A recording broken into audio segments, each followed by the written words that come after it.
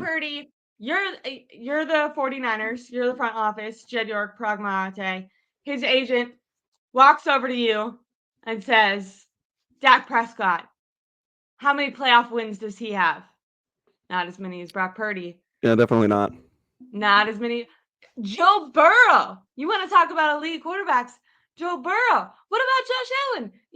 All that. Brock Purdy, he's up there. I got the numbers. I'm gonna lay him out for you. He wants to be paid, okay? Get out of there. I know he has a weak arm. I don't want to hear it. Mm-hmm. Pay him. What are you gonna do? You talk to him. You got to sit down and see if that number can come down at all. Just because there's so many guys that are going to be pending free agents coming up, and I don't want to see guys like Hufanga, Ward, and Greenlaw leave. Like those guys, they got to stay around. At least Greenlaw and Ward, in my opinion. Hufanga, I'm super high on, but if I got to pick between the three, it's probably Hufanga. So I'm starting there. I'm being like, let's see the 55 range, and if he's not budging, then you give him the 60. And I think the big upside for this too is that the Niners are one of the best teams at restructuring contracts later on into the deals.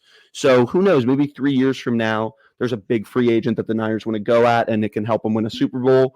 And they tell Brock, hey man, we're going to change some of your money up real quick. And we want to ask you if we can do this. So then we can go get this big piece. And it can really benefit the team. And I know that a lot of fans, they're going to be like, well, this season's $60 million for Brock. It's just not worth it. If it's not worth it, what are your alternatives? Is it tank and hope for a high pick in the draft? That's Is it an excellent question because I have some alternatives that might be literally on the bottom of the screen. what? Brian Baldinger, who actually has given the Brock Purdy and the 49ers a lot of praise. He breaks down NFL film. A lot of times his clips go viral on Twitter, but he's had a lot good things to say about Brock Purdy. He went on 95.7 The Game, local radio. And when they asked him this question, he said that they would go get Sam Darnold. Sam Darnold is a player that Matt Mayoko himself said was the best thrower of the football since Steve Young. So high praise for Sam Darnold's football throwing skills, apparently. I did laugh at that when he said it. I did giggle and thought Matt Mayoko was a little bit off his rocker. Now, the thing about Matt Mayoko, though, is he is great friends with Kyle Shanahan, great friends with John Lynch, and tied into ownership. He's been covering the team for, 30-something years. So whatever he says, often, I think, can be information from the top. Now, it's being fed to him a little bit. Makes sense. Yes. So, and then also, who was it? Was it Jaquasi Tart? Wow, he's coming up a lot. Maybe it was him, or maybe it was how am I blanking? Did a show with Grant. Now is on the Texans safety. Oh, yeah. Is it Jimmy Ward? Is that? Yes. Yeah. One of the I actually think it was Jimmy Ward now. So they were gonna face Sam Darnold when he was with the Panthers. And apparently all week Kyle Shanahan was showing Sam Darnold film and gushing and just this guy, you don't understand. I know the record, but he is incredible and what he can do with his mobility and how deep he can zip the ball and yada yada, and just gushing to a point that the defenders, if you remember that defense from a couple of years ago, they were licking their lips to face Sam Darnold and rolling their eyes at Kyle Shanahan. But all that to say, we know organizationally and coaching wise, this team feels very high about Sam Darnold. Now, they did have him as a backup last year, and he played the final week because the 49ers were resting some guys. He looked horrible. Now, I don't know if, Kyle wasn't really game planning because they were just focused on the playoffs and it was kind of like an extra bye week that way. But he's with Kevin O'Connell now in the Vikings. Now that team has a great offensive line, great, obviously, wide receiver and good defense. All things, by the way, that I think Purdy also benefits from and benefited from last year, and a reason to not pay him 60. But if the 49ers wanted to go get Sam Darnold, now he's getting paid $10 million now from the Vikings, but he definitely made his price go up. But if they can get him for even 30, that's in a shorter term deal, so you're not locked in and married to him. That's a lot less money than, a 5-year spread out $60 million deal that actually is, $30 million when you look at it all together. Yeah. So also Sam Darnold, 29 touchdowns this year, 11 interceptions. Yeah, he's been amazing. Like, he's had one of the biggest career resurgences that I've ever seen.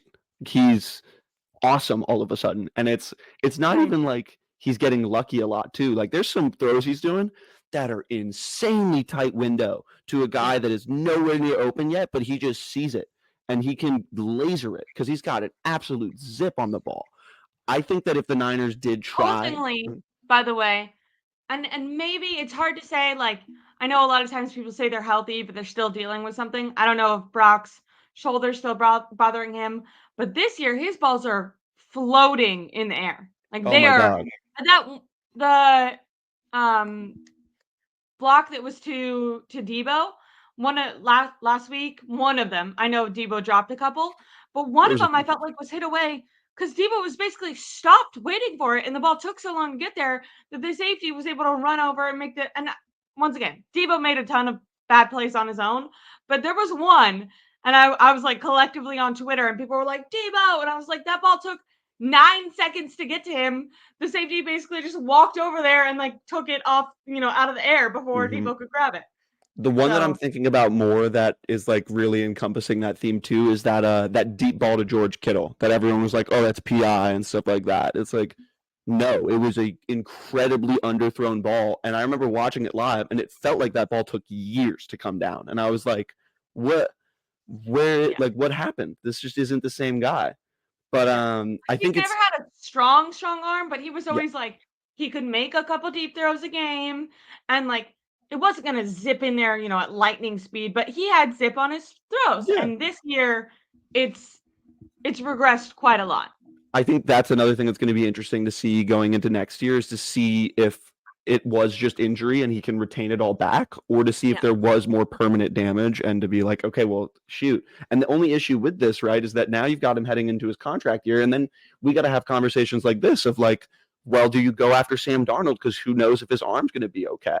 And the way that I see it is that if you are going to go at Sam Darnold, you can't give him a huge contract. You can't. You just can't. You got to give him a smaller deal so then you can evaluate and figure out if Purdy's the long-term option.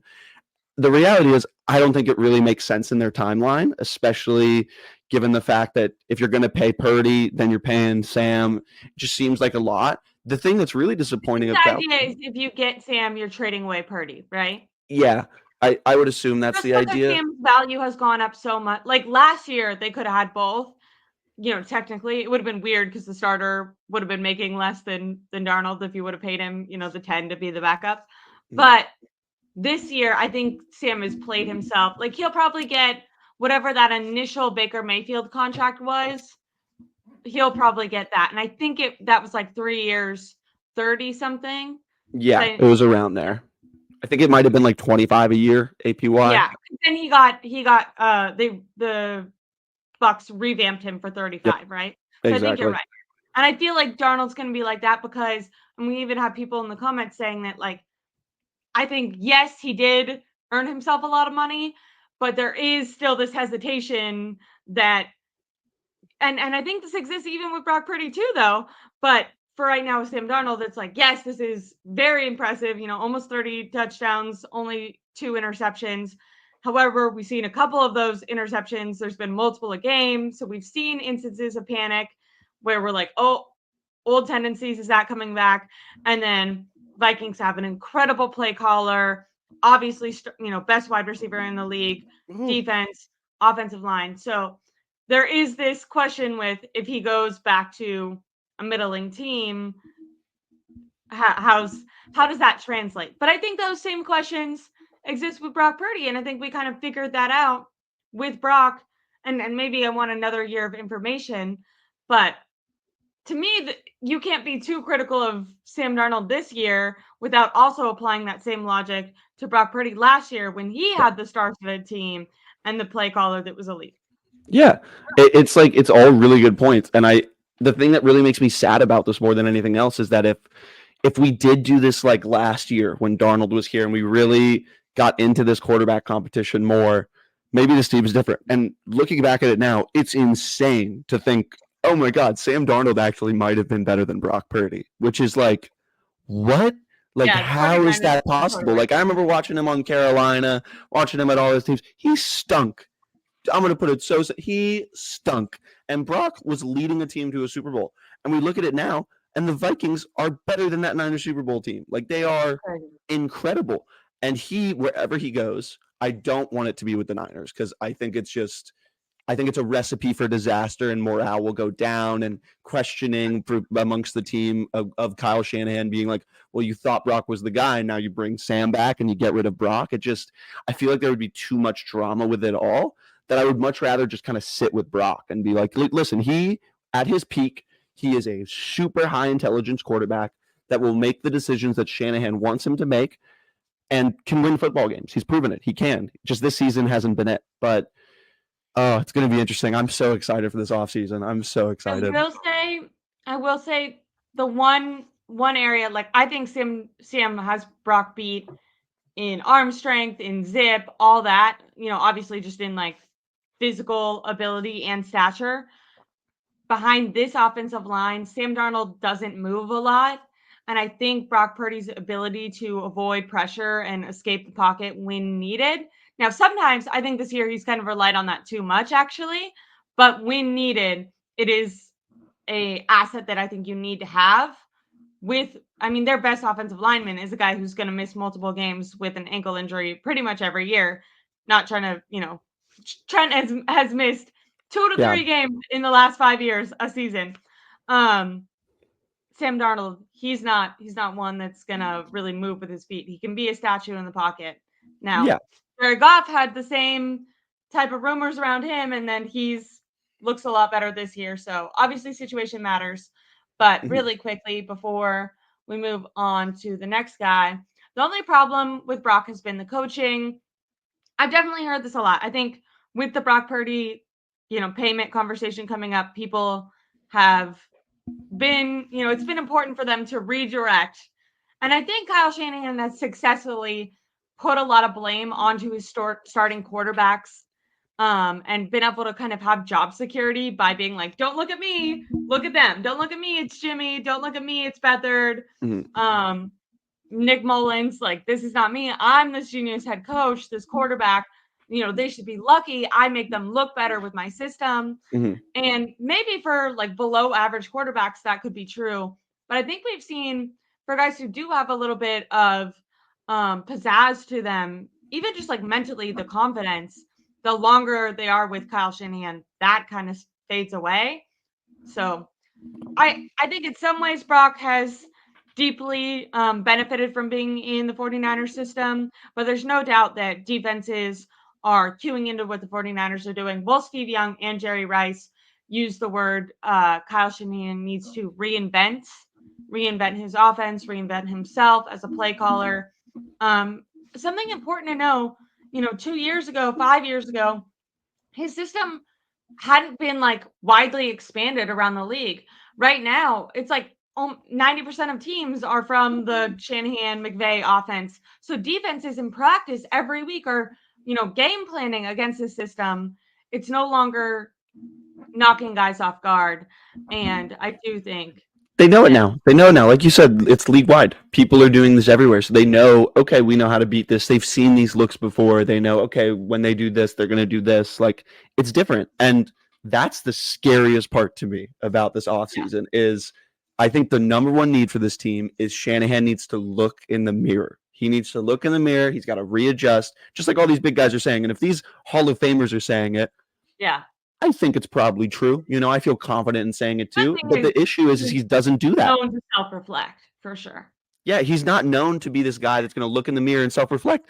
And he needs to so badly this year. And if he doesn't, then I think he's in the hot seat next season. A lot of people have said he's in the hot seat this year. And I think that there is valid arguments for it happening. But the Niners, the Yorks, they're not putting him on the hot seat until it's really bad next year. Once he's got 2 in a row, he's on the hot seat. And is that going to be the thing that stimulates change for him? Is that going to charge it? If it is that feels like it's a little too late. It feels like it's got to be right now. You got to reevaluate now. You got to drop some new stuff. He's not an idiot. He can do it. He's just got to be willing to do it and get his head out of his ass a little bit. That it seems like an easy fix, but for Kyle Shanahan, I'm not sure about that. And if he wanted to just stick his head up there a little bit more, I think I have one more quarterback that might piss honestly a lot of people off if he went and got. But first of all, JD Durham always in the chat says best choice is actually to go get Daniel Jones, dump Allen Dobbs, and let Brock compete. This could be a scenario that I see. I'm thinking back to when Brock was coming off of his shoulder injury. Trey Lance was still on the team, and he ended up playing week 1. I think he even participated in some of the offseason training that year, which was crazy because he just had major elbow surgery. Later on that year, he had actually said it wasn't until Thanksgiving that his elbow felt better. And my thought was he didn't want to give anyone a chance to take this job away. He thought, this is my golden opportunity. I'm, Mr. Irrelevant. I'm taking the shit. I'm running. I'm not letting anyone step in and potentially look good in my position. If there is a situation where Brock threatens to hold out and the 49ers want to call his bluff, this could be something they do. Go get a guy like Daniel Jones and say, okay, you can sit and Daniel Jones will be our starter, and kind of test to see, Brock, are you going to let this happen? Because if Daniel Jones, I just talked about, they're going to be facing a much easier schedule. And if Kyle can make this below average quarterback look okay, you're going to start losing a lot of money real quick, Brock. Yeah. So. Well, so the thing that I love about this from JD, this is because JD, you are spot on. And I see you talking about other stuff in here, like scrambling and stuff like that. And you're making my brain just fire off right now. But going for Daniel Jones, I think they need to do that. There's no reason not to. Like these other two names, right? We've got Darnold, we've got Kirk. If you do that, you're forced. It's like their contracts are too much, right? Exactly. You're forced to move on. Daniel Jones, you can just have him as the backup. And he's a guy that, although, there's a bunch of Daniel Jones talk of the Giants and how bad he was there. And he was bad. Let me tell you, he was very bad. I think he's a football player that's got a lot of talent on him. He's got a decent arm. He's not afraid of going for contact. He's willing to run. He's quick. I don't see why not. Like, we've had Brandon Allen for so long. Screw him. Get him out of here. Make Daniel Jones the backup. Get him some runs with twos. Let him do some scrambling and let the defense react, because that, to me, has been one of the big things I haven't liked about the defense. They're not really good when the QB scrambles. You get Daniel Jones on the field and he's doing that, they'll learn a lot quicker. They'll figure it out. And I think that he's a guy that doesn't really have a lot of attention. Like, he got signed to the Vikings, and I don't think many teams have kept an eye on him. I think he's somebody that can slip through the cracks, and he could be a guy in red and gold that can perform when you need him, I trust him more than Allen and Dobbs right now. Great. 100% agree. Now, I'm going to get us to Kirk